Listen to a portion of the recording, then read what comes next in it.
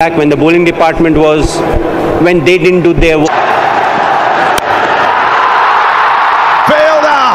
রাজস্থানের বিপক্ষে খুবই লজ্জাজনকভাবে ম্যাচ হারার পরে একেবারে লজ্জায় মাথা কাটা গিয়েছে চেন্নাইয়ের মতো শক্তিশালী দলের।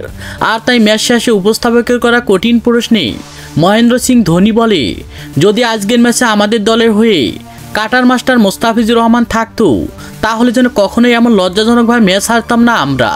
হ্যাঁ দর্শক, বিস্তারিত জানুন পুরো ভিডিও জুড়ে। দেখা গিয়েছে রাজস্থানের বিপক্ষে মাঠে নেমেছিল চেন্নাইয়ের মতো শক্তিশালী দল।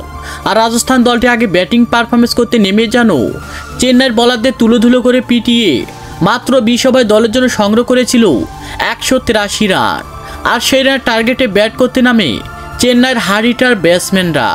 ওপেনিং পজিশনে দুর্দান্তভাবে শুরু করলে পরে একের পর এক উইকেট হারিয়ে খুবই লজ্জাজনকভাবে ম্যাচ হেরে যায় চেন্নাইয়ের মতো শক্তিশালী দল।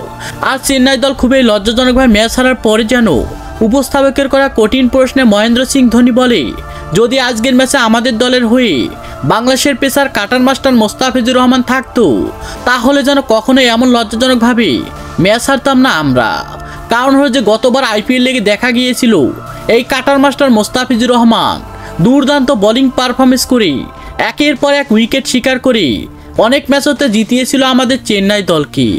আর সেই মোস্তাফিজুর রহমানের অভাবটা হারে হারে টের পাচ্ছি আমরা।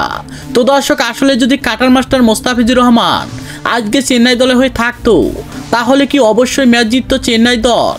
সে বিষয়ে আপনাদের গুরুত্বপূর্ণ মতামত জানাবেন আমাদের ভিডিওর কমেন্ট বক্সে। ধন্যবাদ।